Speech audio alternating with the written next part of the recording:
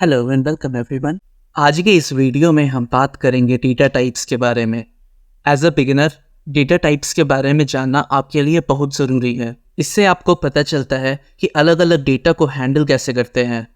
इसका मतलब है कि आप अपने कोड को सही तरीके से लिख सकते हैं और समझ सकते हैं कि प्रोग्रामिंग में कौन सा ऑपरेशन पॉसिबल है और कौन सा नहीं। शुरू करते हैं डेटा टाइप के डेफिनेशन से कि डेटा टाइप आखिर होता क्या है। डेटा टाइप एक वेरिएबल के टाइप को डिफाइन करता है जो ये इंडिकेट करता है कि मेमोरी में किस तरह का डेटा स्टोर किया गया है। मतलब जब हम प्रोग्रामिंग करते हैं तो हर वेरिएबल को एक स्पेसिफिक टाइप दिया जाता है, जैसे कि इंटीजर, स्ट्रिंग, फ्लोट एटसेट्रा। ये बताता है कि वेरिएबल में क्या डेटा होगा और उस डेटा पर हम किस तरह का ऑपरेशन अप्लाई कर सकते हैं। अगर ये जानना हो कि डेटा का टाइप क्या है तो उसके लिए हम लोग टाइप फंक्शन या फिर इस इंस्टेंस फंक्शन का यूज़ करते हैं। इस इंस्टेंस फंक्शन के दो पैरामीटर होंगे, यानी कि दो इनपुट वैल्यू होंगे। सबसे पहला वेरिएबल का नाम जो कि उस डेटा को स्टोर करके रखा है, और दूसरा की डेटा टाइप। और ये दोनों इनपुट देने के बाद इस इंस्टेंस हमें बूलियन यानी कि ट्रू या फिर फॉल्स में रिजल्ट देगा कि क्या वो specific data type given data type का है या फिर नहीं। नाउ आखिर डेटा टाइप्स के टाइप्स क्या क्या है। आमतौर पर न्यूमेरिक, स्ट्रिंग और बूलियन कॉमनली यूज किए जाने वाले डेटा टाइप हैं, लेकिन हर प्रोग्रामिंग लैंग्वेज का अपना एक स्पेसिफिक डेटा टाइप होता है। जैसे कि पाइथन के केस में टोटल 8 टाइप्स के डेटा टाइप होते हैं, यानी कि 8 टाइप के, जो कि हैं numeric, string, sequence, mapping, Boolean, set, binary और नन। इन सब के बारे में हम इसी वीडियो में डिटेल में बात करेंगे और बहुत सारे एग्जांपल्स के साथ इन डेटा टाइप्स को समझेंगे। और इस टेबल का दूसरा हाफ अभी आप नहीं देख पा रहे होंगे, बट इस वीडियो के खत्म होते होते आपको समझ आ जाएगा कि आखिर इस टेबल का दूसरा हाफ है क्या। शुरू करते हैं न्यूमेरिक डेटा टाइप्स से। न्यूमेरिक डेटा टाइप 3 प्रकार के होते हैं। इंट जो कि होल नंबर को रिप्रेजेंट करते हैं, फ्लोट जो कि डेसिमल नंबर या फ्रैक्शनल नंबर को रिप्रेजेंट करते हैं, और कॉम्प्लेक्स जो कि एक रियल और इमेजिनरी नंबर से मिलकर बने होते हैं और एक कॉम्प्लेक्स नंबर को ये रिप्रेजेंट करते हैं। लेट्स से मैं एक वेरिएबल बना रहा हूँ a1 के नाम से, जिसमें मैं 5 स्टोर करूँगा, और अब मैं प्रिंट करना चाहूँगा इस वेरिएबल को, जो कि मुझे 5 मिल जाएगा। और अब मैं जानना चाहूँ कि इसका टाइप क्या है, तो उसके लिए जैसा हम देखे थे कि हम टाइप फंक्शन का यूज़ करेंगे, और इससे हमें पता चल जाएगा कि a1 में स्टोर्ड वैल्यू जो कि 5 है वो एक इंट डेटा टाइप का है। मैं इसे ज़रा अच्छे से लिखूंगा और अब मैं इसे एग्जीक्यूट करूँगा तो मुझे दिखेगा the type of a1 is int. Let's say मैं एक दूसरा वेरिएबल बनाता हूँ a2 के नाम से, और इसमें मैं स्टोर करूँगा -10। दूसरा बना करके a2 को एग्जीक्यूट करूँगा, उससे मुझे दिखेगा कि -10 भी इंट क्लास का है। मैं एक और एग्जाम्पल बनाऊँगा, ये रहेगा a3, और इसमें मैं स्टोर कर रहा हूँ 0x34। और अगर मैं इसे प्रिंट करूँगा तो ये मुझे दिखेगा कि ये है इंट डेटा टाइप का। ये जो मैं लिखा हूँ 0x34, ये एक हेक्साडेसिमल नंबर है। अगर यहाँ पर मैं एक और वेरिएबल बनाऊँ a4 और यहाँ x को मैं रिप्लेस कर दूँ o से, तो ये हो जाएगा ऑक्टल। और अगर जब मैं इसे एग्जीक्यूट करूँगा तो यहाँ पर भी मुझे दिखाएगा कि ये भी एक इंट डेटा टाइप का है। और इसी तरीके से मैं अगर a5 लिखूँ और यहाँ पर मैं o को रिप्लेस कर दूँ b से, और इसके बाद फिर 1101, तो अब ये हो गया बाइनरी नंबर। और जब मैं इसे देखना चाहूँ कि ये कौन से डेटा टाइप का है, तो हमें दिखेगा कि ये भी इंट डेटा टाइप का है। तो ये सारे कुछ एग्जाम्पल होते हैं जो कि इंट डेटा टाइप के क्लास में जाएंगे, जो कि हो गया पॉजिटिव नंबर, कोई negative number, hexadecimal number, octal number और बाइनरी नंबर। अब बात करते हैं फ्लोट डेटा टाइप की। इसके लिए मैं b1 = 3.14, और अब मैं इसे देखना चाहूँगा। मैं इन सारे कमेंट कर दूंगा सबसे पहले, ताकि क्लियर आउटपुट आपको देखने को मिले। और यहाँ पर मैं a1 हटा करके करूँगा b1, और यहाँ भी मैं लिखूँगा b1। और अब मैं इसे एग्जीक्यूट करूँगा तो मुझे दिखेगा कि 3.14 एक फ्लोट क्लास का डेटा टाइप है। ऐसा इसलिए क्योंकि 3.14 में फ्रैक्शनल या डेसिमल पार्ट है, विच इज़ 0.14। इसके अलावा कुछ और एग्जाम्पल हम लोग देखते हैं, जिससे मैं बताऊंगा b2 से, और इसमें हम 3.14 के बजाय -3.14 लिखें। और अब इसे एग्जीक्यूट करेंगे तो ये होगा b2, और ये बन जाएगा फ्लोट, यानी कि नंबर पॉजिटिव हो या फिर नेगेटिव हो, अगर उसमें डेसिमल पार्ट है तो वो हमेशा ही फ्लोट रहेगा। इसके अलावा एक तीसरा एग्जाम्पल देखते हैं B3 2E2, यानी कि this is equivalent to 2 multiplied by 10 to the power 2। इसको शॉर्ट में 2E2 लिख सकते हैं। और जब हम इसका देखेंगे कि डेटा टाइप क्या है तो B3 का हमें डेटा टाइप देखने को मिलेगा फ्लोट। अच्छा, एक बात बताइए, मैं ऐसा करूं कि मैं एक और डेटा टाइप बनाता हूं B4 और इसमें मैं 10 पॉइंट लिखूंगा बस और कुछ नहीं लिखूंगा, तो क्या लगता है ये इंट होगा या फिर फ्लोट होगा? अगर हम इसे एग्जीक्यूट करके देखें तो हमें देखने को मिलेगा कि ये भी एक फ्लोट डेटा टाइप है, यानी कि भले ही आप यहाँ पर कुछ वैल्यू दिए नहीं है बट बाय डिफ़ॉल्ट पाइथन इसे मानेगा कि ये 10.0 इसका वैल्यू है, यानी कि पॉइंट के बाद भले ही 0 क्यों ना आ जाए, अगर पॉइंट है यानी कि अगर डेसिमल पार्ट है तो नंबर फ्लोट ही रहेगा। मैं इसे वापस से 10 कर दूंगा। नाउ सिमिलरली अगर मैं यहाँ पर 2E2 के बजाय माइनस लेट से 3E7 लिख दूँ और अगर मैं इसे एग्जीक्यूट करूँगा तो कुछ भी शॉकिंग नहीं होगा अगर मुझे ये देखने के लिए मिलेगा कि ये भी एक फ्लोट डेटा टाइप है। इसे समराइज करें तो पॉजिटिव फ्रैक्शनल पार्ट या नेगेटिव फ्रैक्शनल पार्ट या जस्ट एक डेसिमल पार्ट है बिना कोई नंबर लिखे, ये तीनों, और इसके साथ साथ अगर कोई एक्सपोनेंशियल पार्ट रहेगा आइदर पॉजिटिव और नेगेटिव, ये सारे के सारे फ्लोट क्लास में जाएंगे। अब हम लोग देखते हैं कि कॉम्प्लेक्स डेटा टाइप्स क्या होते हैं। अगेन मैं इन सबको कमेंट कर दूंगा सो दैट आपको क्लियर आउटपुट देखने को मिले, और इससे मैं डिनोट करूंगा C1 से, और यहाँ पर मैं लिखूंगा 3 + 4J, और जब मैं इसे एग्जीक्यूट करूंगा प्रिंट स्टेटमेंट लिख करके, और जब मैं इसे एग्जीक्यूट करूंगा तो मुझे दिखेगा कि अब ये हो गया है कॉम्प्लेक्स डेटा टाइप। और ऐसा इसीलिए क्योंकि ये जो डेटा है इसमें एक है रियल वैल्यू और दूसरा है इमेजिनरी वैल्यू जिसके बाद J है। मैं यहाँ पे एक चीज़ क्लियर करूंगा, जैसे मैं इस नंबर को ही ट्रांसफॉर्म करूँ 4i, बट अगर मैं यहाँ पर एग्जीक्यूट करूँगा पाइथन में इसे तो यहाँ एक एरर देखने के लिए मिलेगा, syntax error, invalid decimal literal. ऐसा इसीलिए क्योंकि पाइथन कॉम्प्लेक्स नंबर में i को रिकॉग्नाइज नहीं करेगा, वो सिर्फ J को रिकॉग्नाइज करेगा।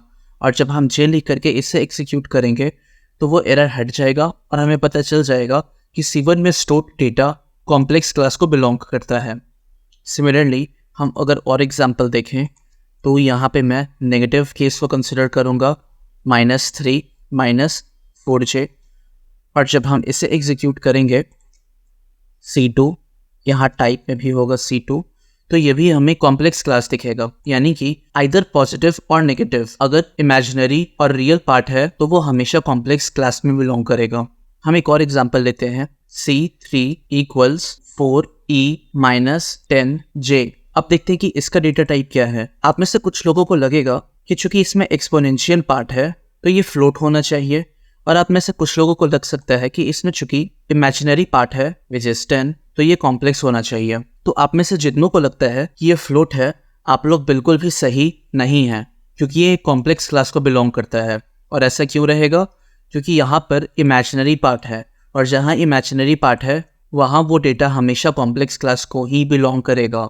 अच्छा, मैं एक और एग्जांपल लेता हूँ, लेट्स से C4, और अब मुझे ये बताइए कि 4.J क्या लगता है ये क्या है? क्या ये भी कॉम्प्लेक्स क्लास को बिलोंग करेगा या अब ये फ्लोट क्लास को बिलोंग करेगा? मुझे लगता है कि आप में से कुछ लोग पिछले एग्जांपल को देख करके समझ गए होंगे कि ये कॉम्प्लेक्स क्लास को बिलोंग करेगा, तो आप बिल्कुल सही समझे हैं, ये कॉम्प्लेक्स क्लास को ही बिलोंग करेगा। ये जो नंबर है ये इक्विवेलेंट है 0 + 4J के, और यहाँ पर आप क्लियरली देख सकते हैं कि रियल पार्ट हो जाएगा 0 और कॉम्प्लेक्स पार्ट हो जाएगा 4। 4e - 10J is equivalent to 0 + 4 × 10 raised to the power -10J।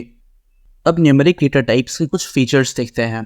अगर आप सोच रहे हैं कि जो इंट डेटा टाइप है वो आखिर कितने बड़े वैल्यू को स्टोर कर सकता है, तो इसके जवाब में मैं ये बोलूँगा कि जितनी आपके डिवाइस की मेमोरी है इंट उतना बड़ा ग्रो कर सकता है, यानी कि उतना बड़ा नंबर स्टोर कर सकता है। और वहीं हम अगर फ्लोट की बात करें तो इसमें प्रिसीजन उतना ही एक्यूरेट हो सकता है जितना आपका डिवाइस अलाउ करे। 15 डेसिमल प्लेसेस तक हम प्रिसीजन को कैलकुलेट करते हैं रेयर केसेस में, यूजुअली अप टू 4 और 5 डेसिमल प्लेसेस में ही मैक्सिमम केसेस आपको देखने को मिलेंगे। अब देखते हैं कि इसका यूज केस क्या है। इंट डेटा टाइप का कब यूज होगा? जब हम कुछ इंडेक्सिंग करना चाहें, इंडेक्सिंग मतलब किसी सीक्वेंस से स्पेसिफिक पोजीशन से किसी भी एलिमेंट को एक्सेस करना। इसके अलावा अगर हम काउंटिंग करना चाहें तो हम इंट का यूज करेंगे, और अगर हमें एग्जैक्ट रिजल्ट चाहिए तो उस केस में भी हम इंट का यूज करेंगे।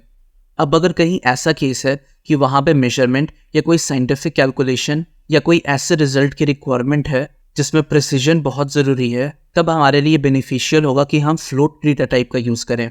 और अगर कोई एडवांस्ड कैलकुलेशन या फिजिक्स बेस्ड कैलकुलेशन या कोई इंजीनियरिंग रिलेटेड कैलकुलेशन है तो उस केस में हमें कॉम्प्लेक्स डेटा टाइप का यूज़ करना पड़ सकता है।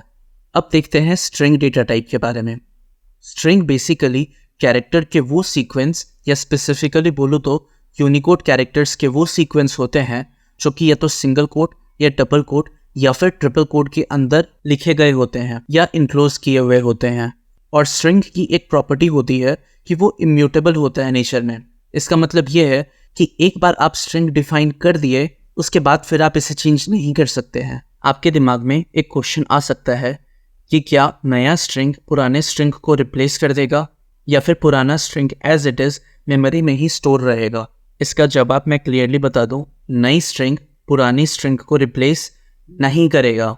इनफैक्ट वो एक नई स्ट्रिंग क्रिएट करेगा जो कि मेमोरी में एक नया स्पेस ऑक्यूपाई करेगा, और पुराना स्ट्रिंग जो कि मेमोरी में कहीं पड़ा हुआ है वो वैसा ही पड़ा रहेगा। चलिए कुछ एग्जांपल्स देखते हैं स्ट्रिंग डेटा टाइप के। अब मैं क्या करूँगा कि मैं डी में स्टोर करूँगा एक string which is enclosed inside single quote, और वो स्ट्रिंग है हेलो वर्ल्ड। और जब मैं इसे एग्जीक्यूट करूँगा प्रिंट स्टेटमेंट लिखने के बाद इसे अनकमेंट करके D1 एंड D1, तो मुझे दिखेगा कि D1 एक स्ट्रिंग क्लास को बिलोंग करता है, str क्लास जिसे बोलते हैं। अब मैं क्या करता हूँ कि मैं D2 में कोई दूसरा स्ट्रिंग स्टोर करूँगा डबल कोट के अंदर। Let's say it is a sunny day, और अब मैं इसे एग्जीक्यूट करूँ तो कोई शक वाली बात नहीं है कि ये भी एक स्ट्रिंग डेटा टाइप को बिलोंग करेगा। क्यों? क्योंकि ये डबल कोट के अंदर है। अब एक तीसरा एग्जांपल देखते हैं जिसमें कि मैं ट्रिपल कोट को यूज़ करूँगा, और इसके अंदर मैं लिखूँगा this is a multi line example, और अब मैं इसे एग्जीक्यूट करूँ D3 लगा करके, तो मुझे देखने को मिलेगा कि ये भी एक स्ट्रिंग डेटा टाइप को बिलोंग करता है। और कोई कन्फ्यूजन नहीं रहना चाहिए, अगर मैं सिंगल कोट के बजाय डबल कोट 3 बार यूज़ करूं और इसके अंदर कोई सेंटेंस लिखूं मल्टी लाइन में, और इससे मैं प्रिंट करके देखना चाहूं कि ये कौन से क्लास को बिलोंग करेगा, तो ये भी स्ट्रिंग क्लास को ही बिलोंग करेगा। और अब एक काम करते हैं, एक और एग्जांपल देखते हैं D5, और इसमें मैं क्या करूँगा, मैं एक एस्केप सीक्वेंस को यूज़ करूँगा। अब मैं T2 वाले एग्जाम्पल को रिपीट करता हूँ, it is a sunny day, लेकिन यहाँ पर मैं क्या करूँगा, इज़ हटा करके बैकस्लैश और एक कोड दूंगा, और अब मैं D5 को प्रिंट करूँगा, तो तब भी मुझे देखने को मिलेगा कि ये एक स्ट्रिंग क्लास को बिलोंग कर रहा है। अब डिस्कस करते हैं स्ट्रिंग के कुछ की फीचर्स, जैसे कि एक्सेसिबिलिटी, यानी कि अभी आप देखे होंगे कि एक स्ट्रिंग में मल्टीपल कैरेक्टर्स होते हैं, और अगर हम चाहें कि किसी स्पेसिफिक पोजीशन से किसी स्पेसिफिक कैरेक्टर को एक्सेस करना, तो ये करना बिल्कुल पॉसिबल है, और इसी फीचर को एक्सेसिबिलिटी कह सकते हैं। अब ये एक्सेस कैसे होगा ये हम बिल्कुल सीखेंगे आने वाले वीडियोस में, और मैं आपको ये भी बता दूं कि इस पूरे कोर्स में स्ट्रिंग का भी एक डेडिकेटेड यूनिट है, और इसमें हम बहुत सारे क्वेश्चंस की प्रैक्टिस करने वाले हैं। दूसरी फीचर है कंकैटिनेशन, जिसका मतलब होता है जोड़ना या चिपकाना। मतलब कि आपके पास मल्टीपल स्ट्रिंग्स हैं तो आप उन सभी स्ट्रिंग को एक साथ जोड़ सकते हैं, या और आसान शब्द में बोलूँ तो आप उसे चिपका सकते हैं। फॉर एग्जाम्पल, पहला स्ट्रिंग है स्ट्रिंग, दूसरा स्ट्रिंग है डेटा, तीसरा स्ट्रिंग है टाइप, और अगर आप इन तीनों को कंकैटिनेट कर दें यानी कि इन तीनों को चिपका दें तो बन जाएगा स्ट्रिंग डेटा टाइप। तीसरा फीचर है कि इसमें रिपीटेशन हो सकता है, यानी कि स्ट्रिंग को रिपीट करने के लिए हम मल्टीप्लिकेशन ऑपरेटर का यूज़ कर सकते हैं। यानी कि अगर आपको बार बार एक ही स्ट्रिंग लिखना हो तो उसे मल्टीपल टाइम्स लिखने की ज़रूरत नहीं है, हम उसे सिंपली मल्टीप्लाई करके एक नंबर स्पेसिफाई कर सकते हैं और वो स्ट्रिंग उतनी ही बार रिपीट हो जाएगा। और स्ट्रिंग मेथड्स में देखें तो पाइथन में स्ट्रिंग्स के साथ काम करने के लिए बहुत सारे बिल्ट इन मेथड्स होते हैं जो कि कॉमन टास्क को आसान बना देते हैं। अब स्ट्रिंग का यूज केसेस देखें तो यूज़र इनपुट यानी कि यूज़र का इनपुट लेना, टेक्स्ट प्रोसेसिंग यानी कि गिवन टेक्स्ट को मॉडिफाई करना, और फाइल का इनपुट आउटपुट, यानी कि जब भी आप फाइल के साथ डील कर रहे हैं तो उस केस में हमें स्ट्रिंग डेटा टाइप का ज़रूरत होगा। अब जानते हैं कि सीक्वेंस डेटा टाइप होता क्या है।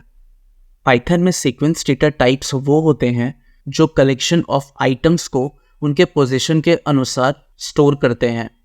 उस सीक्वेंस में हर एक आइटम का एक असाइंड नंबर होता है जो कि उसके पोजीशन को दर्शाता है और इसे इंडेक्स भी कहते हैं। और ये हमेशा 0 से शुरू होता है, यानी कि सबसे पहला आइटम का पोजीशन होगा 0, उसके बाद वाले आइटम का पोजीशन होगा 1, फिर तीसरे आइटम का पोजीशन होगा 2 और इसी तरह से। नॉर्मली हम जब मैथ्स में काउंट करते हैं तो 1 से शुरू करते हैं, लेकिन प्रोग्रामिंग लैंग्वेज में काउंटिंग 0 से शुरू होता है। अगर आपके मन में ये सवाल आया होगा कि 0 से आखिर क्यों शुरू होता है, 1 से शुरू क्यों नहीं होता है, ऐसे तो इसका एक रीज़न ये है कि जितने भी प्रोग्रामिंग लैंग्वेज हैं जैसे कि सी, जावा एटसेट्रा, वो सारे ज़ीरो बेस्ड इंडेक्सिंग पर काम करते हैं और उसी प्रोग्रामिंग पैटर्न को फॉलो करते हुए पाइथन भी ज़ीरो बेस्ड इंडेक्सिंग को यूज़ करता है। लेकिन अगर टेक्निकल एक्सप्लेनेशन देखें तो जब हम ज़ीरो बेस्ड इंडेक्सिंग यूज़ करते हैं तब उस केस में मेमोरी लोकेशन को सीधा रेफर करना ज़्यादा आसान हो जाता है, जिस वजह से कंप्यूटेशन ज़्यादा ऑप्टिमाइज होता है। अगर ज़ीरो बेस्ड इंडेक्सिंग ना हो करके 1 बेस्ड इंडेक्सिंग होता तो थोड़े एडिशनल कैलकुलेशन की ज़रूरत हो सकती थी, जो कि डायरेक्टली परफॉर्मेंस को इम्पैक्ट करता और मोस्ट प्रोबेबली प्रोग्रामिंग लैंग्वेज का कुछ सिंटैक्स पे इससे इम्पैक्ट में आता। इसी वजह से एफिशिएंसी और सिंप्लिसिटी को मेंटेन करने के लिए पाइथन भी ज़ीरो बेस्ड इंडेक्सिंग यूज़ करता है, ना कि 1 बेस्ड इंडेक्सिंग। आई होप आपको समझ आ गया होगा कि पाइथन में पहला पोजीशन 0 से क्यों डिनोट होता है और 1 से क्यों डिनोट नहीं होता है।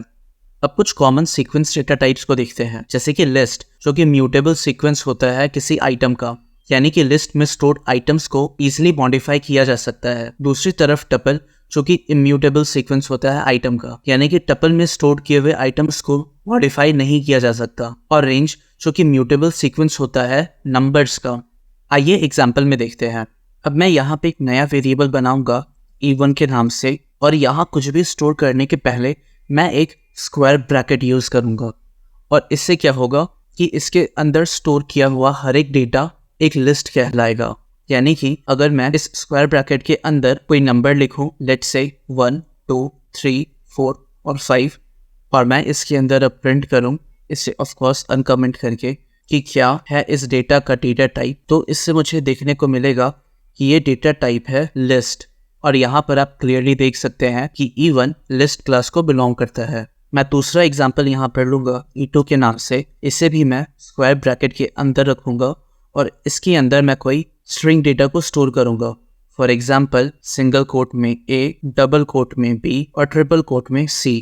और अब मैं देखूँगा कि इसका क्या डेटा टाइप है, और जब मैं E2 को प्रिंट करूँ तो मुझे दिखेगा कि ये भी एक स्ट्रिंग डेटा टाइप है। और अब मैं ऐसा करता हूँ कि मैं इन तीनों को कंबाइन कर देता हूँ, यानी कि लिस्ट में 1 होगा, 2 होगा, 3 होगा, देन स्ट्रिंग में लेट्स से F होगा, और एक ट्रिपल स्ट्रिंग रख करके मैं इसमें ट्रिपल लिख करके इसका डेटा टाइप देखना चाहूँगा। तो बिना किसी कन्फ्यूजन के आपके दिमाग में आ जाना चाहिए कि ये भी एक लिस्ट डेटा टाइप होगा।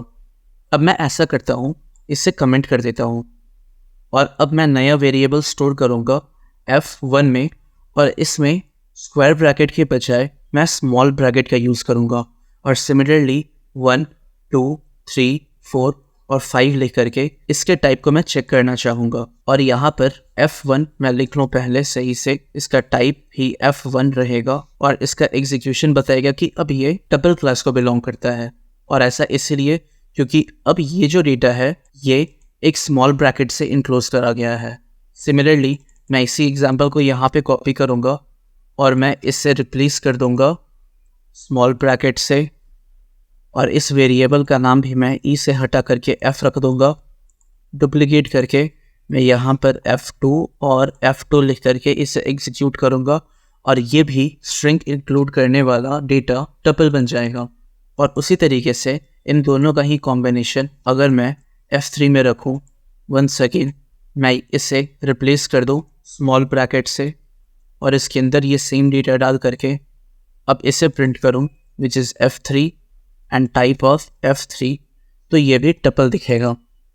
मैं एक और एग्जांपल लेना चाहूँगा और इस केस में मैं रखूँगा F4 इसका नाम, एक टपल जिसके अंदर है एक डिजिट, एक स्ट्रिंग और एक और tuple which is 1, 2 and s again.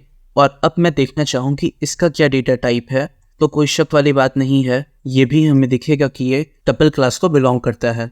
यानी कि आप टपल के अंदर टपल ऐड कर सकते हैं और लिस्ट के अंदर भी आप लिस्ट इंक्लूड कर सकते हैं। या फिर अगर मैं इसके अंदर ही एक लिस्ट ऐड कर दूं 1, 2, f एंड t और मैं f4 को अगेन एग्जीक्यूट करूं, तभी ये टपल ही रहेगा। अब आपके दिमाग में ये क्वेश्चन आ सकता है कि ये एक लिस्ट है और इसके साथ साथ एक टपल भी है, तो एक्चुअली में ये है क्या?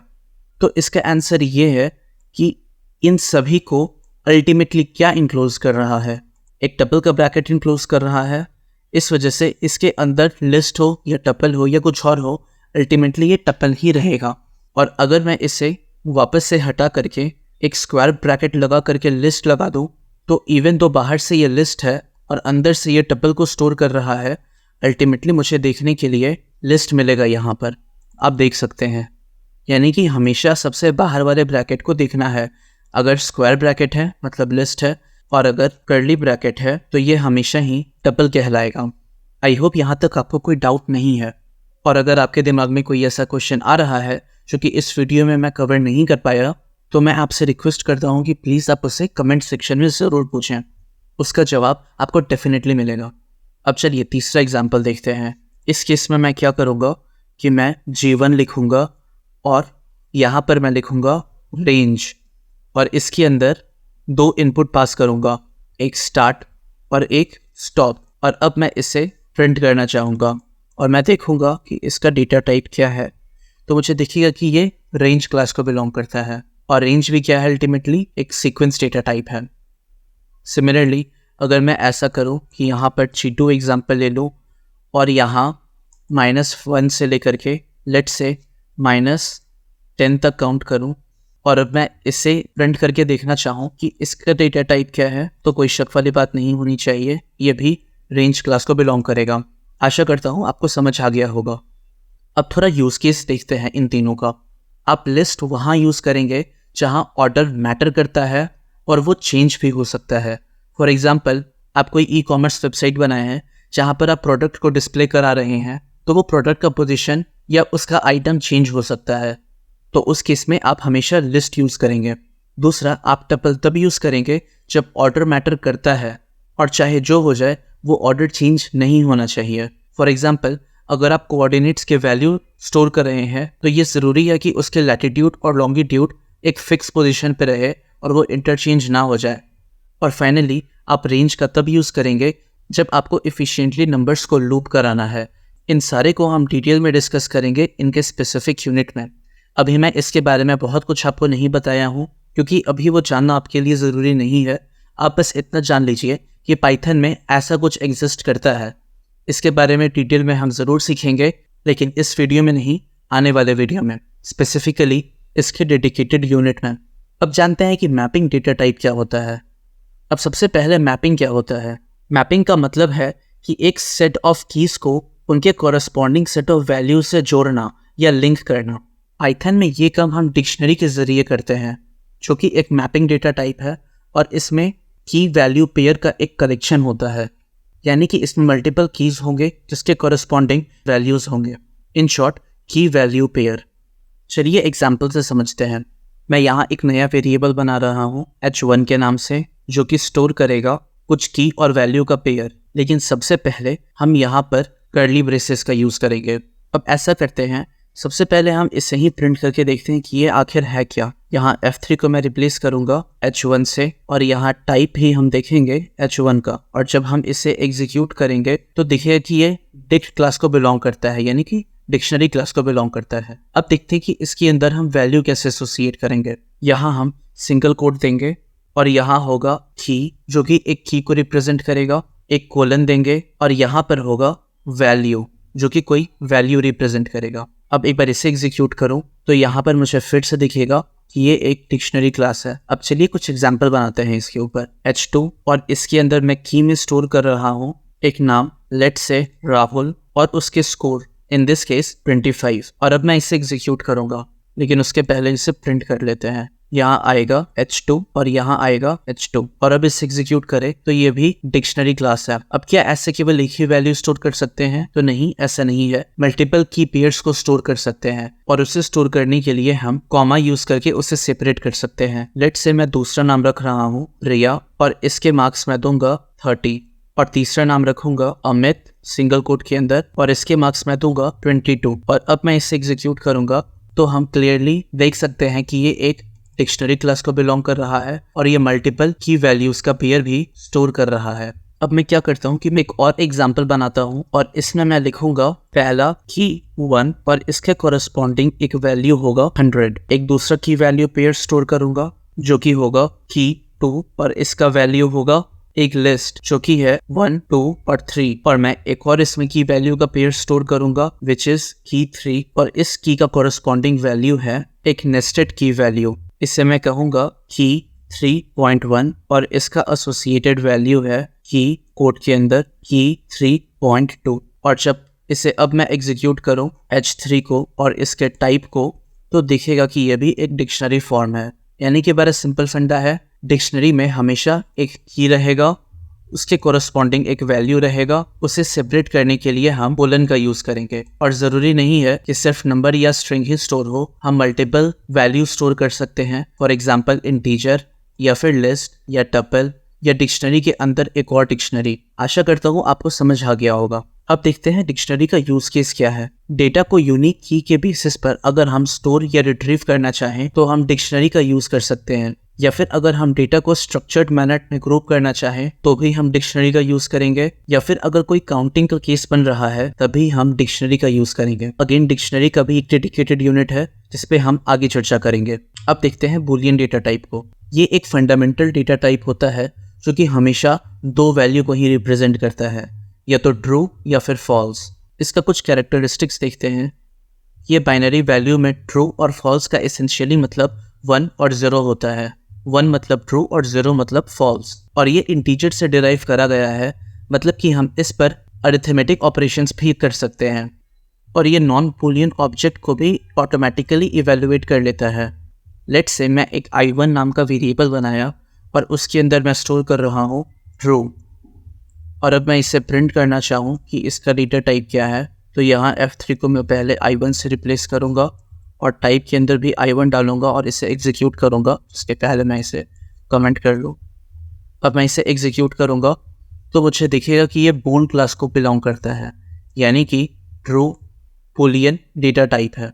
सिमिलरली I2 में फॉल्स लिखूँ और इससे मैं अगेन एग्जीक्यूट करूँ I1 को I2 से रिप्लेस करके तो ये भी मुझे बूल दिखेगा। अब जो हम पॉइंट डिस्कस कर रहे थे कि इस पे अरिथमेटिक ऑपरेशन किया जा सकता है, यानी कि इस पे हम प्लस माइनस मल्टीप्लाई डिवाइड ये सारे ऑपरेशंस भी कर सकते हैं।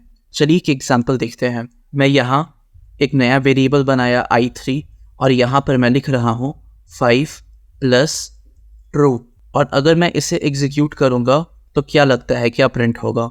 अगर आपको लगता है कि ये एरर है तो आपको गलत लगता है। इसका एक वैल्यू प्रिंट होगा जो कि होगा 6। क्यों? क्योंकि ट्रू एसेंशियली 1 है और अगर हम 5 प्लस 1 करें तो उसका आउटपुट हमें 6 देखने को मिलेगा। अब हम अगर ऐसा करें, एक नया वेरिएबल बनाएं I4 और यहाँ हम मल्टीप्लाई करते हैं ट्रू के बजाय फॉल्स से, और फॉल्स मतलब होता है 0, तो कायदे से इसका आउटपुट 0 आना चाहिए क्योंकि 5 को हम 0 से मल्टीप्लाई कर रहे हैं। और जब हम इसे एग्जीक्यूट करके चेक करें तो हमें 0 देखने के लिए ही मिलेगा। अब एक लास्ट एग्जांपल देखते हैं I5, और अब इसे क्रिएट करते हैं I5 को, और मैं यहाँ रखूँगा 10 और इससे मल्टीप्लाई करूँगा ट्रू इंटू 2 और मैं डाल दूँगा इसे एक ब्रैकेट के अंदर, और अब इसे एग्जीक्यूट करूँगा तो इसे 20 आना चाहिए। और अगर यहाँ मैं मल्टीप्लाई के बजाय डिवाइड कर दूँ और अब इसे एग्जीक्यूट करूँ तो इसे 5 आना चाहिए, जो कि 5 आ भी रहा है। और जब भी आप डिवाइड करते हैं पाइथन हमेशा एक फ्लोट रिजल्ट देता है, क्योंकि ज़रूरी नहीं है कि जो नंबर हम डिवाइड कर रहे हैं वो परफेक्टली डिविजिबल हो। अगर मैं यहाँ 2 को 3 से रिप्लेस कर देता और अब इसे एग्जीक्यूट करता, क्लियरली दिख रहा है आपको कि यहाँ पर डेसिमल वैल्यू का ज़रूरत है। ऑलराइट, अब तीसरा पॉइंट डिस्कस करते हैं। Automatic evaluation of non Boolean objects. अगर मैं इफ कंडीशन का यूज करूं, इफ I2 और इसके अंदर मैं लिखूं प्रिंट और यहाँ मैं लिखूंगा विल नॉट बी प्रिंटेड, और वहीं दूसरी तरफ मैं एक एल्स लगा दूंगा और यहाँ लिखूंगा प्रिंट के अंदर विल बी प्रिंटेड। और अब इससे मैं एग्जीक्यूट करूंगा तो क्या लगता है क्या प्रिंट होगा, इफ के बाद वाला प्रिंट या एल्स के बाद वाला प्रिंट? अब आप गेस कर ही सकते हैं कि एल्स के बाद वाला प्रिंट होगा। ऐसा क्यों? क्योंकि I2 चूंकि फॉल्स को रिप्रेजेंट कर रहा है, तो इस वजह से इफ वाला कंडीशन तो फॉल्स हो गया, यानी कि ये सही तो रहा ही नहीं। तो अगर ये गलत हो गया तो जाहिर सी बात है कि ये प्रिंट होगा नहीं, तो एल्स के बाद वाला स्टेटमेंट प्रिंट हो जाएगा। और यहीं अगर हम I2 को रिप्लेस कर दें I1 से, तो अब क्या लगता है क्या प्रिंट होगा? जाहिर सी बात है पहला स्टेटमेंट प्रिंट हो जाएगा, विल नॉट बी प्रिंटेड वाला। और ऐसा क्यों रहेगा? क्योंकि I1 ट्रू को रिप्रेजेंट कर रहा है। ये बस मैं एक एग्जांपल दे रहा हूँ, अगर आपको समझ आ गया बहुत अच्छी बात है, अगर समझ नहीं आया कोई बात नहीं, अगला यूनिट ही इस पर डेडिकेटेड है और इसे हम डिटेल में तब सीखेंगे। अभी के लिए बस इतना जान लीजिए कि इस तरीके से भी कुछ ऑपरेशन हो सकता है। अब इसके कुछ कॉमन यूज केसेस देखते हैं। जैसे कि अभी बताया था, अगर कोई कंडीशनल स्टेटमेंट है तब यहाँ बूलियन डेटा टाइप का यूज़ हो सकता है, या कहीं लूप को कंट्रोल करना है तब, या फिर कोई लॉजिकल ऑपरेशन है तब हम बूलियन का यूज़ कर सकते हैं। और इसका क्रिएशन भी हम सीख ही चुके हैं कि डायरेक्टली हम ट्रू या फॉल्स को असाइन कर सकते हैं, और अगर हम कुछ कंपैरिजन भी करना चाहें तो वो भी करना पॉसिबल है। ये भी एग्जांपल में देख लेते हैं। यहाँ पर मैं डायरेक्टली लिखूँगा प्रिंट और इसके अंदर 5 ग्रेटर दैन 2 ये कंपेयर करूँगा। तो बेसिकली ये क्वेश्चन है कि क्या 5 2 से बड़ा है या नहीं। तो जाहिर सी बात है 5 तो 2 से बड़ा है, तो इसका आंसर ट्रू आना चाहिए और इसका आंसर ट्रू ही आएगा। अगर हम 5 लेस दैन देखें तो इसका आंसर फॉल्स आ जाएगा। Now there is a possibility कि आप लोग ट्रूथी और फॉल्सी ये तो शब्द को सुने, तो ज़रा देखते हैं कि ये दोनों शब्द होते क्या हैं। तो ट्रूथी और फॉल्सी और कुछ नहीं बल्कि ट्रूथनेस और फॉल्सनेस को रिप्रेजेंट करता है किसी बूलियन कंटेक्स्ट में। और पाइथन के अंदर जितने भी वैल्यू हैं सारे के सारे इनहेरेंटली या तो ट्रू हैं या फिर फॉल्स हैं, यानी कि ट्रूथी या फॉल्सी रिप्रेजेंट करते हैं। अब चलिए पहले फॉल्सी वैल्यूज़ को देखते हैं। पाइथन के कुछ ऑब्जेक्ट्स होते हैं जो कि इनहेरेंटली फॉल्सी होते हैं, यानी कि फॉल्स होते हैं, और फॉल्सी वैल्यू के अंतर्गत आते हैं नन, जो कि किसी एब्सेंस ऑफ वैल्यू को रिप्रेजेंट करते हैं, या फिर ज़ीरो किसी भी न्यूमेरिक टाइप में, या कोई एम्प्टी सीक्वेंस या कलेक्शन, या तो डिक्शनरी या फिर लिस्ट या टपल या सेट, एनीथिंग, या किसी कस्टम क्लास का instance. For example bool class अगर ये फॉल्स रिटर्न कर रहा है, या लेन क्लास अगर ये ज़ीरो रिटर्न कर रहा है। लेट्स से मैं एक वेरिएबल बना रहा हूँ J1 के नाम से, और इसमें मैं स्टोर करूँगा 0, और मैं चेक करना चाह रहा हूँ कि इनहेरेंटली ये है क्या। तो इसके लिए मैं यूज़ करूँगा बूल फंक्शन, और इसके अंदर मैं पास कर दूँगा J1, और इससे मैं डाल दूँगा प्रिंट के अंदर, और इससे मैं करेक्ट करके अब एग्जीक्यूट करूँ तो मुझे फॉल्स दिखेगा, यानी कि 0 इनहेरेंटली बूलियन के टर्म्स में फॉल्स होगा, यानी कि एक फॉल्स ही रहेगा। अगर मैं यहाँ J2 रखूँ और इसे मैं 0.0 कर दूँ और अब मैं J2 प्रिंट करूँ तो भी मुझे दिखेगा कि ये फॉल्स है। अगर मैं यहाँ पर J3 रखूँ और इसे मैं J कर दूँ, यानी कि एक कॉम्प्लेक्स नंबर बना दूँ, और इसके बाद मैं J3 को चेक करूँ, ये भी फॉल्स दिखेगा। एक और बनाता हूँ, मैं J4 इसे कहूँगा, और यहाँ पर मैं नन को स्टोर करूँगा, और यहाँ मैं J4 को प्रिंट करूँगा, तो ये भी मुझे फॉल्स दिखाएगा। J5 बनाते हैं, और ये क्या करेगा, एक एम्प्टी लिस्ट को कंटेन करेगा। सिमिलरली J6 ये एक एम्प्टी टपल को कंटेन करेगा। J7 ये एक एम्प्टी डिक्शनरी को कंटेन करेगा, ये सेट को कंटेन करेगा। और जब मैं इसे भी प्रिंट करूँ J5, J6 और J7 और इसे एग्जीक्यूट करो तो ये सारे मुझे वापस से फॉल्स दिखेंगे, यानी कि ये सारे इनहेरेंटली फॉल्स वैल्यूज़ हैं, यानी कि फॉल्स ही हैं। अभी कस्टम क्लास के एग्जांपल को रहने देते हैं, जब हम ऑब्जेक्ट ओरिएंटेड प्रोग्रामिंग करेंगे तब हम इसे डिटेल में देखेंगे। अभी आगे बढ़ते हैं। अब देखते हैं कि ट्रूथी वैल्यूज़ क्या है।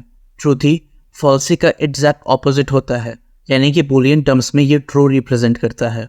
और कौन से हैं वो ट्रूथी वैल्यूज़? कोई भी non zero number, non empty string, non empty sequence which is list, tuple, set और डिक्शनरी। चलिए इसके भी एग्जाम्पल को देखते हैं। इन सब को मैं कमेंट आउट करूँगा और मैं एक नया वेरिएबल बनाऊँगा k1 इक्वल लेट्स से 4 और मैं कॉपी करूँगा इसे और वापस से मैं यहाँ पे प्रिंट करूँगा अनकमेंट करके k1 और ये मुझे ट्रू दिखाएगा, यानी कि non zero number true represent करता है। यही अगर मैं k2 लिखूँ और इसे मैं 4.4 कर दूँ और अब मैं इसे चेक करूँ तो मुझे कोई कन्फ्यूजन के बिना पता चल जाएगा कि ये भी ट्रू है, यानी कि ट्रूथ ही वैल्यू है। सिमिलरली k3 बनाता हूँ लिस्ट जिसके अंदर मैं कोई वैल्यू स्टोर करूँगा और इसे एग्जीक्यूट करूँगा, ये भी मुझे ट्रू दिखाएगा। आप समझ रहे होंगे एसेंस क्या है कि कोई सा भी non empty value by default true कहलाएगा। और जैसा कि आप देखें हम बोल को यूज़ करते हैं चेक करने के लिए कि कोई वैल्यू ट्रू है या फॉल्स, और ये सारे एग्जांपल्स हम ऑलरेडी देख चुके हैं कि ज़ीरो या फिर एम्प्टीनेस को दिखाने वाला हर एक चीज़ फॉल्स होगा और नॉन एम्प्टीनेस को दिखाने वाला हर एक चीज़ ट्रू होगा। अब सेट डेटा टाइप को देखते हैं। सेट क्या होता है? सेट एक म्यूटेबल कलेक्शन होता है यूनिक इम्यूटेबल ऑब्जेक्ट्स का, जस्ट लाइक वो सेट्स जो हम मैथमेटिक्स में पढ़े हैं। आइए इससे कुछ एग्जांपल्स देखते हैं। मैं एक वेरिएबल बनाता हूँ k1 के नाम से और इसमें मैं स्टोर करूँगा कुछ वैल्यूज़ कर्ली ब्रेसेस के अंदर डाल करके। फॉर एग्जांपल 1 2 3 आई गेस के हम लोग यूज़ कर चुके हैं तो मैं l यूज़ करूँगा ताकि वेरिएबल नेम यूनिक रहे। और वापस से मैं कॉपी कर लेता हूँ इसे और नीचे ला करके इसे प्रिंट करूँगा, पहले अनकमेंट करूँगा और यहाँ पर h2 नहीं l1 है और यहाँ टाइप भी l1 है। और अब मैं इसे एग्जीक्यूट करूँ तो मुझे देखिएगा कि ये सेट क्लास को बिलोंग करता है। और सेट क्लास में एक खासियत होता है और वो ये है कि अगर मैं यहाँ पर वैल्यूज़ को रिपीट कर दूँ 3 2 और अब मैं इसे प्रिंट करूँ l2 को, तो ये रिपीटेड वैल्यूज़ मुझे प्रिंट होता हुआ नहीं दिखेगा, मुझे सिर्फ इसमें यूनिक वैल्यूज़ दिखेगा। और ज़रूरी नहीं है कि यहाँ पर मैं सिर्फ नंबर्स रखूँ, मैं चाहूँ तो कोई और वैल्यू डाल सकता हूँ। लेट्स से मैं डालूँगा एप्पल बनाना और फिर से एप्पल, इसे मैं L3 करूँगा और इससे मैं वापस से प्रिंट करूँगा L3। तो यहाँ मुझे दिखेगा कि एप्पल 2 बार रिपीट नहीं हुआ है, ये सिर्फ एक बार ही प्रिंट हुआ है। और अगर हम इसका भी डेटा टाइप चेक करना चाहें L3 का तो नो डाउट L3 भी हमें दिखेगा एक सेट डेटा टाइप। आइए कुछ कैरेक्टरिस्टिक्स देखते हैं। सबसे पहले तो मैं दिखा ही दिया कि इसमें जो भी एलिमेंट स्टोर होते हैं वो सारे यूनिक होते हैं। दूसरा कि सेट तो म्यूटेबल होता है लेकिन इसके अंदर जो वैल्यू स्टोर्ड है यानी कि जो इसके आइटम्स है वो इम्यूटेबल होते हैं। और सेट एक अनऑर्डर्ड कलेक्शन होता है यानी कि इसमें कोई फिक्स ऑर्डर नहीं होता है, थस कोई भी इंडेक्सिंग या स्लाइसिंग इसमें नहीं होता है। अब एक और तरह का सेट एग्जिस्ट करता है जिसे बोलते हैं फ्रोजन सेट, और ये बिल्कुल सेट की तरह होता है, बस अंतर ये है कि ये पूरे तरीके से इम्यूटेबल होता है नेचर में। और इसे क्रिएट करने के लिए हम फ्रोजन सेट का यूज़ करते हैं। फॉर एग्जाम्पल मैं यहाँ लिखता हूँ L4 जो स्टोर करेगा फ्रोजन सेट और इसके अंदर मैं दो वैल्यूज़ 1 2 3 3 और मैं यहाँ से इसे कॉपी करूँगा, यहाँ पेस्ट करूँगा L3 के बजाय L4 और टाइप में भी L3 के बजाय L4 और इसे एग्जीक्यूट करूँगा तो मुझे दिखेगा कि ये फ्रोजन सेट क्लास को बिलोंग करता है। इसके कुछ यूज़ केस देख लेते हैं। सेट को हम तब यूज़ करेंगे जब हम यूनिक एलिमेंट्स को रखना चाहें जो कि फ्यूचर में चेंज भी हो सकते हैं, और फ्रोजन सेट का तब यूज़ करना चाहेंगे जब हम चाहते हैं कि एलिमेंट भी यूनिक रहे और वो कभी चेंज भी ना हो। सेट के बारे में भी हम इसके डेडिकेटेड यूनिट में डिटेल में डिस्कस करेंगे और बहुत सारे क्वेश्चंस के भी प्रैक्टिस करेंगे। तो अगर आपको ये समझने में दिक्कत रहा है कि सेट ओवरऑल क्या होता है तो कोई बात नहीं, इसमें भी आप इतना ही जान लीजिए कि पाइथन में सेट नाम का एक डेटा टाइप होता है जो कि यूनिक वैल्यू को स्टोर करके रखता है। ऑलराइट, अब बाइनरी डेटा टाइप्स की बारी। ना बाइनरी डेटा टाइप्स होता क्या है? ये एक तरीका है 0 और 1 की सीरीज को रिप्रेजेंट करने का। इसका यूज़ हम तब करते हैं जब हम कोई फाइल या कोई इमेज या कोई ऐसी चीज़ को रिप्रेजेंट कर रहे होते हैं जो सिर्फ बाइनरी डिजिट से रिप्रेजेंट की जा सकती है। और पाइथन में 3 तरीके से बाइनरी डेटा को रिप्रेजेंट करा जा सकता है, जिसमें से सबसे पहला है बाइट्स। ये एक ऐसा डेटा स्ट्रक्चर होता है जो बाइट्स के सीक्वेंस को रिप्रेजेंट करता है और ये इम्यूटेबल होता है नेचर में, यानी कि इसमें बदलाव नहीं किया जा सकता। हर एक बाइट एक इंटीजर होता है जो 0 से लेकर के 255 के बीच में होता है, इंक्लूडिंग बोथ 0 एंड 255। और इसका यूज़ बाइनरी डेटा फाइल्स जैसे कि इमेजेस, फाइल्स और नेटवर्क पैकेट्स को स्टोर करने के लिए यूज़ करना आइडियल है। चलिए देखते हैं इसे कैसे क्रिएट करते हैं। मैं यहाँ एक नया वेरिएबल बनाऊँगा m1 के नाम से और इसमें कुछ स्टोर करूँगा, लेकिन ध्यान दीजिए कि यहाँ पर मैं एक अलग तरीके से कुछ स्टोर करने वाला हूँ। मैं सबसे पहले एक कैरेक्टर डालूंगा b, फिर मैं एक कोट ऐड करूंगा और इसके अंदर अब मैं कोई स्ट्रिंग लिखूंगा, फॉर एग्जाम्पल पाइथन। अब मैं क्या करूंगा कि इसे प्रिंट करूंगा m1, आपको दिख जाएगा कि ये है b पाइथन। अब आप सोच रहे होंगे कि यहाँ पर b कोड के बाहर है, तो कायदे से तो इसे एक एरर देना चाहिए था, बट ये सक्सेसफुली एग्जीक्यूट कैसे हो गया? क्योंकि अभी तक हम जैसा पढ़े थे कि कोई सा भी कैरेक्टर हमेशा कोड के अंदर रहेगा, या तो सिंगल कोड या डबल कोड या ट्रिपल कोड, लेकिन यहाँ पर b बाहर है, उसके बाद भी ये प्रिंट हो रहा है। अगर मैं यहाँ c डाल दूँ और अब इसे एग्जीक्यूट करूँ तो यहाँ पर मुझे इनवैलिड सिंटैक्स देखने के लिए मिल जाएगा, यानी कि b में ऐसा कुछ है जो इसे एग्जीक्यूट होने में कोई दिक्कत नहीं दे रहा है। मैं दोबारा से b लगा के इसे एग्जीक्यूट करा तो मुझे सक्सेसफुली प्रिंट होता दिख जाएगा। ऐसा क्या चक्कर है? तो अगर हम चेक करें कि इसका टाइप क्या है, तो मैं यहाँ पर लिख दूँ टाइप, और इसके पहले मैं यहाँ लिखूँगा कोट में the type of m1 is और एक कॉमा, और अब इसे एग्जीक्यूट करूँगा तो मुझे देखिएगा कि ये तो बाइट क्लास को बिलोंग कर रहा है, जिस वजह से m1 को एग्जीक्यूट करने के बाद भी कोई एरर नहीं मिला। यानी कि आप जो अभी ये वेरिएबल बनाए हैं m1, ये एक बाइनरी डेटा को रिप्रेजेंट कर रहा है। इसे क्रिएट करने का एक और तरीका है, इसके लिए हम इनकोड मेथड का यूज़ करेंगे। देखते हैं कि इसे बनाते कैसे हैं। मैं एक नया वेरिएबल बनाऊंगा m2 के नाम से, जिसके अंदर मैं लिखूंगा पाइथन और इसे कहूँगा डॉट इन कोड। यहाँ पर आपको ऑटो सजेस्ट हो जाएगा। इन कोड के अंदर हम लिखेंगे इनकोडिंग फॉर्मेट, जो कि इस केस में मैं डालूंगा UTF-8। आपको सजेशन में भी दिख रहा होगा UTF-8। और अब मैं इसे एग्जीक्यूट करूंगा दोबारा से प्रिंट करके, सो m2 और यहाँ पे m2, एंड इसे भी दोबारा करूंगा m2 और अब इसे एग्जीक्यूट करूंगा तो हमें दिख जाएगा कि ये वापस से बाइनरी डेटा टाइप में रिप्रेजेंट हुआ है और ये क्लास बाइट्स को बिलोंग करता है। हम चाहें तो लिस्ट ऑफ इंटीजर्स को भी रिप्रेजेंट कर सकते हैं। उसके लिए मैं एक नया m3 वेरिएबल बनाऊंगा और यहाँ पर मैं बाइट्स करके बिल्ट इन फंक्शन यूज़ करूंगा, जिसके अंदर मैं डालूंगा एक लिस्ट ऑफ नंबर्स, जो कि है 80, 121, 116, 104, 111 और 110। और मैं क्या करूँगा कि अब m3 को प्रिंट करूँगा और इसके टाइप को भी मैं प्रिंट करूँगा। तीनों प्रिंट स्टेटमेंट देने के बाद जब मैं इसे एग्जीक्यूट करूँगा तो दिख जाएगा कि ये भी पाइथन प्रिंट हुआ है और ये क्लास बाइट को बिलोंग करता है।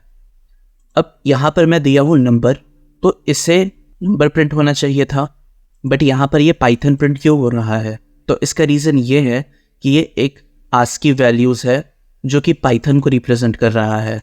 मतलब कि इस कोड में 80 जो है वो रिप्रेजेंट कर रहा है p को, 121 रिप्रेजेंट कर रहा है y को, 116 रिप्रेजेंट कर रहा है t को, और इसी तरह से 110 रिप्रेजेंट कर रहा है n को। इसी वजह से आपको यहाँ आउटपुट में पाइथन देखने को मिल रहा है, ना कि ये नंबर इंडिविजुअली। एक और एग्जांपल लूँ तो मैं यहाँ पर m4 प्रिंट करूँगा। इन सारे कमेंट्स को सबसे पहले मैं हटाऊँगा और यहाँ पर मैं लिखूँगा 65, 66, 67 और m3 हट गया और m4 आ गया। अब यहाँ पर 65 कैपिटल A को रिप्रेजेंट करेगा, 66 कैपिटल B को रिप्रेजेंट करेगा, 67 कैपिटल C को रिप्रेजेंट करेगा, और लेट से मैं यहाँ पर 80 लगा दूँ, देन ये 80 कैपिटल P को रिप्रेजेंट करेगा। तो जब मैं इसे एग्जीक्यूट करूँ P4, तो आपको दिख जाएगा कि ये A, B, C और P सारे कैपिटल लेटर्स में प्रिंट कर दिया है।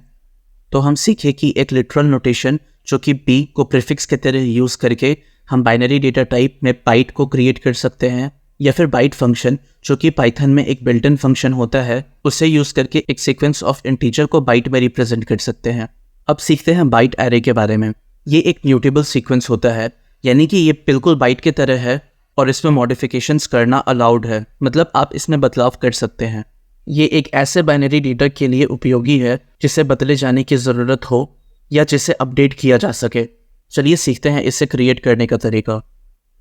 मैं एक नया वेरिएबल बनाऊंगा n1 के नाम से, और इसमें मैं स्टोर करूंगा एक बाइट एरे को, जिसमें हम बाइट एरे क्रिएट करेंगे और इसके अंदर हम एक वैल्यू डाल देंगे, लेट्स से 5, और अब इसे प्रिंट करेंगे, प्रिंट n1, और इसके टाइप को दोबारा से प्रिंट करेंगे। मैं एक बार कॉपी करके इसे यहाँ पेस्ट कर दूंगा, अनकमेंट करूँगा और m2 हटा करके n1, यहाँ भी m2 हटा करके N1 और अब मैं इसे एग्जीक्यूट करूँगा तो यहाँ पर मुझे कुछ वियर्ड सा आउटपुट मिल रहा है। बी के बारे में तो आप फेमिलियर हो गए होंगे कि बाइनरी को रिप्रेजेंट कर रहा है \x00 और 1 2 3 4 और ये 5 बार क्रिएट हुआ है और ये बाइट एरे क्लास को बिलोंग कर रहा है। तो दूसरा पार्ट तो आप समझ गए होंगे कि ठीक है, हम बाइट एरे ही क्रिएट करे हैं तो ये बाइट एरे क्लास को बिलोंग करेगा।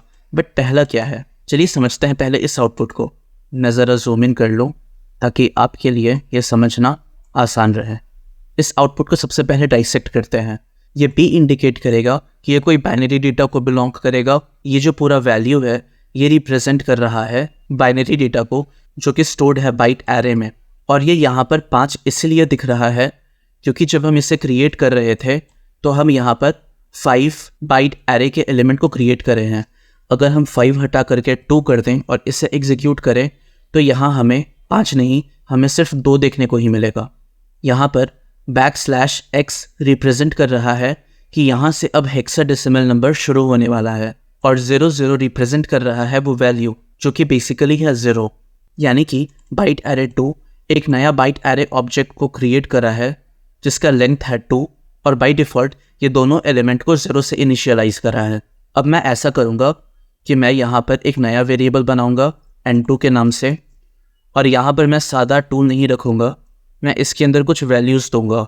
फॉर एग्जांपल 1 2 3 4 और 5। और अब मैं इसे प्रिंट करूँगा और इसे भी n1 को रिप्लेस करूँगा n2 से और यहाँ भी मैं n1 को रिप्लेस करूँगा n2 से और सिमिलरली यहाँ भी n2 से। और अब मैं इसे एग्जीक्यूट करूँगा तो यहाँ अब आप देख सकते हैं कि ये भी एक बाइट एरे को बिलोंग कर रहा है, बाइट एरे। और इस बार यहाँ पर 00 के बजाय 01 है, यानी कि पहला एलिमेंट है 1, दूसरा एलिमेंट है 2, तीसरा एलिमेंट है 3, वैसे ही चौथा 4 और पांचवा वैल्यू है 5 और ये भी बाइट एरे को बिलोंग कर रहा है। आपको इसे बनाने का एक और तरीका दिख सकता है, मैं दोबारा सही से दिखाऊं तो इस बार मैं एक नया वेरिएबल बनाऊंगा n3 और इसमें भी मैं बाइट एरे क्रिएट करूंगा जिसके अंदर स्टोर होगा एक स्ट्रिंग जो कि है पाइथन और इसके साथ साथ एक इनकोडिंग जो कि होगा UTF-8। और अब मैं n3 को प्रिंट करूंगा और इसके टाइप को प्रिंट करूंगा। n2 को रिप्लेस करूंगा n3 से यहाँ, यहाँ और यहाँ भी। और अब मैं इसे एग्जीक्यूट करा तो मुझे दिख जाएगा कि ये बाइट एरे में पाइथन स्टोर हो गया है और ये भी एक बाइट एरे क्लास को बिलोंग कर रहा है। उम्मीद करता हूँ आपको ये दोनों तरीका समझ आ गया होगा कोई बाइट एरे को क्रिएट करने का। बाइनरी डेटा का तीसरा टाइप होता है मेमोरी व्यू। मेमोरी व्यू एक तरह का ऑब्जेक्ट है जो बिना एक्स्ट्रा मेमोरी यूज़ करे दूसरे ऑब्जेक्ट्स के डेटा को दिखाने का एक एफिशिएंट तरीका प्रोवाइड करता है। मेमोरी व्यू का यूज़ बड़े डेटा सेट्स या बाइनरी डेटा को एफिशिएंटली मैनिपुलेट करने के लिए यूज़ होता है जिससे परफॉर्मेंस बढ़ती है और मेमोरी कम लगती है। चलिए देखते हैं कि इसे क्रिएट कैसे करते हैं। यहाँ मैं एक नया वेरिएबल बनाऊंगा O1 के नाम से और इसमें मैं स्टोर करूँगा हेलो को बाइनरी फॉर्म में, तो p हेलो। अब मैं क्या करूँगा कि यहाँ पर एक मेमोरी व्यू 1 के नाम से एक डेटा टाइप बनाऊँगा और यहाँ पर मैं लिखूँगा मेमोरी व्यू और इसके अंदर मैं O1 पास कर दूँगा। और अब मैं प्रिंट करूँगा MV1 को तो मुझे देखने को मिलेगा कि यहाँ पर ये उस मेमोरी का लोकेशन दे दिया है जहाँ पर हेलो स्टोर्ड है। लेट्स से मैं एक और बनाता हूँ, इस पर O2 और यहाँ पर मैं बाइट एरे क्रिएट करूँगा, बाइट एरे जिसके अंदर मैं डालूँगा एक स्ट्रिंग हेलो और उसका इनकोडिंग UTF-8 और यहाँ MV2 क्रिएट करूँगा, यहाँ MV1 को 2 से रिप्लेस करके और O1 को O2 से रिप्लेस करके।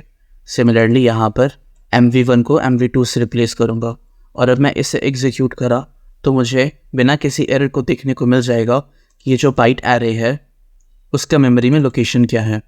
और अब मैं अगर इसका टाइप देखना चाहूँ तो यहाँ पर मैं इसे दोबारा से पेस्ट करके अनकमेंट करके MV1 लिखूँगा, यहाँ भी MV1 लिखूँगा और सिमिलरली MV1 को हटा करके यहाँ पर मैं दोबारा से MV2 लिखूँगा। और अब इसे एग्जीक्यूट करूँगा तो हमें देखने को मिलेगा कि ये मेमोरी व्यू क्लास को बिलोंग करता है। अगर आपको ये कंफ्यूजिंग लगा या अगर आपको ये समझ नहीं आया तो कोई बात नहीं, आपको बाद में समझ आ जाएगा। अभी बस इतना जान लीजिए कि मेमोरी व्यू से हम मेमोरी में देख सकते हैं कि जो भी हम स्टोर कर रहे हैं उसका एड्रेस क्या है और वो भी एफिशिएंट तरीके से। आप समझ गए होंगे कि हम मेमोरी व्यू को कैसे यूज़ कर रहे हैं और ये एग्जाम्पल भी आपको समझ आ गया होगा। अब यहाँ एक बात ध्यान दीजिए कि बाइट को हम तब यूज़ करेंगे जब हम इम्यूटेबल डेटा के साथ डील कर रहे हैं, बाइट एरे को तब जब हम किसी म्यूटेबल डेटा के साथ डील कर रहे हैं, और मेमोरी व्यू तब जब हम एफिशिएंटली मेमोरी को देखना चाहें और वहाँ कुछ मैनिपुलेशन करना चाहें। और मैं फिर से बता दूं कि इम्यूटेबल और म्यूटेबल के बीच में केवल एक डिफरेंस होता है कि म्यूटेबल को चेंज कर सकते हैं और इम्यूटेबल को चेंज नहीं कर सकते हैं। फाइनली आखिरी डेटा टाइप है none data type. None basically null value या किसी वैल्यू के एब्सेंस को रिप्रेजेंट करता है और ये एक स्पेशल ऑब्जेक्ट होता है नन टाइप का, और पाइथन में सिर्फ एक ही नन वैल्यू होता है। इसके कुछ की कैरेक्टरिस्टिक्स को जान लेते हैं। सबसे पहले तो ये कि नल को रिप्रेजेंट करता है, यानी कि एब्सेंस ऑफ वैल्यू या नल स्टेट। दूसरा ये कि पाइथन में सिर्फ एक ही इंस्टेंस होता है नन का। इसका मतलब ये है कि जब आप नन लिखते हैं तो वो हमेशा सेम मेमोरी एड्रेस को पॉइंट करता है, चाहे आप कितनी ही बार नन को यूज़ करें, उससे फ़र्क नहीं पड़ेगा। और तीसरा पॉइंट ये है कि नन, ज़ीरो या फॉल्स या किसी भी एम्प्टी स्ट्रिंग या कोई सा भी फॉल्सी वैल्यू के इक्विवेलेंट नहीं होता है। नन अलग चीज़ है और कोई सा भी फॉल्स या फॉल्सी वैल्यू पाइथन में अलग चीज़ है। तो आप कंपैरिजन में नॉट के बजाय नन को यूज़ नहीं कर सकते हैं। चलिए देखते हैं कि नन डेटा टाइप बनाते कैसे हैं। इसके लिए मैं एक नया वेरिएबल बनाऊंगा P1 के नाम से, जिसमें मैं स्टोर करूंगा कैपिटल NONE नन, और अब मैं इसका टाइप प्रिंट करूंगा। सबसे पहले मैं इसे अनकमेंट करके यहाँ लिखूंगा P1 और टाइप के अंदर भी P1, और जब मैं इसे एग्जीक्यूट करूंगा सबसे पहले मैं इन सबको कमेंट आउट कर दूँ ताकि ये क्लियर दिखे हमेशा की तरह। और अब इसे एग्जीक्यूट करो तो मुझे दिखेगा कि ये एक नन टाइप को बिलोंग कर रहा है। अब मैं एक चीज़ चेक करूँगा कि क्या जो P1 है यानी कि जो नन है, क्या वो बराबर है फॉल्स के। और जब मैं इसे एग्जीक्यूट करूँगा तो ये फॉल्स रिप्रेजेंट करेगा, यानी कि नन फॉल्स के बराबर नहीं है। मैं डायरेक्टली नन लिख करके इसे एग्जीक्यूट करूँ तो भी मुझे फॉल्स देखने के लिए ही मिलेगा, या फिर मैं फॉल्स हटा करके लेट से मैं ज़ीरो कर दूँ तो इसमें भी मुझे फॉल्स ही देखने को मिलेगा। या कोई सा भी मैं एम्प्टी लिस्ट लेट से मैं क्रिएट कर रहा हूँ और मैं इसके साथ कंपेयर करूँ तो भी मुझे फॉल्स देखने के लिए ही मिलेगा, यानी कि नन एक अलग चीज़ है और कोई फॉल्सी वैल्यू अलग चीज़ है। अब मैं ऐसा करूँ कि मैं एक और वेरिएबल बनाऊँगा P2 और इसमें भी मैं नन स्टोर करूँगा, और अब मैं इन दोनों का मेमोरी एड्रेस प्रिंट करूँगा, जिसके लिए मैं यूज़ करूँगा ID, और यहाँ पर मैं पास करूँगा P1 और सिमिलरली यहाँ पर मैं डालूँगा P2। और अब मैं इसे एग्जीक्यूट करूँगा तो आपको दिखेगा कि ये दोनों का एड्रेस एकदम सेम है, यानी कि ये हमेशा एक ही मेमोरी लोकेशन को पॉइंट कर रहा है। अब इसका यूज़ कहाँ होगा? सबसे पहले अगर हम कोई फंक्शन बना रहे हैं तो वहाँ पर एक डिफ़ॉल्ट आर्ग्यूमेंट के केस में डाल सकते हैं। ये जब हम फंक्शन के बारे में डिटेल में पढ़ेंगे तब वहाँ समझेंगे। फिर नन एक रिटर्न वैल्यू भी हो सकता है। और तीसरा, जब हम कुछ इनिशियलाइज़ कर रहे हैं तो एकदम शुरुआत में हम नन यूज़ कर सकते हैं और बाद में उससे कोई नए वैल्यू से पॉपुलेट कर सकते हैं। तो फाइनली ये रहा वो टेबल जो आप शुरू में देखे थे, और मैं उम्मीद करता हूँ कि आपको सारे डेटा टाइप समझ आ गए होंगे। एक बार मैं फिर से रिवाइज करता हूँ कि कौन कौन से डेटा टाइप में क्या क्या होते हैं। न्यूमेरिक डेटा टाइप में इंट, फ्लोट और कॉम्प्लेक्स होगा। स्ट्रिंग डेटा टाइप में str होगा। सीक्वेंस में लिस्ट, टपल और रेंज रहेगा। मैपिंग डेटा टाइप में डिक्ट होगा जो कि डिक्शनरी है। बूलियन डेटा टाइप में बूल होगा। सेट डेटा टाइप में सेट और फ्रोजन सेट ये दोनों होगा। बाइनरी डेटा टाइप में बाइट्स, बाइट एरे और मेमोरी व्यू रहेगा। और नन डेटा टाइप में नन टाइप होगा। अगले वीडियो में हम बात करेंगे टाइप कास्टिंग के बारे में इन डेप्थ, और उसके बहुत सारे एग्जाम्पल्स को भी कवर करेंगे। तब तक के लिए अपना ध्यान रखें, कोडिंग करते रहें और पेशेंस रखें, क्योंकि नई प्रोग्रामिंग लैंग्वेज सीखने में पेशेंस रखना बहुत ज़रूरी है।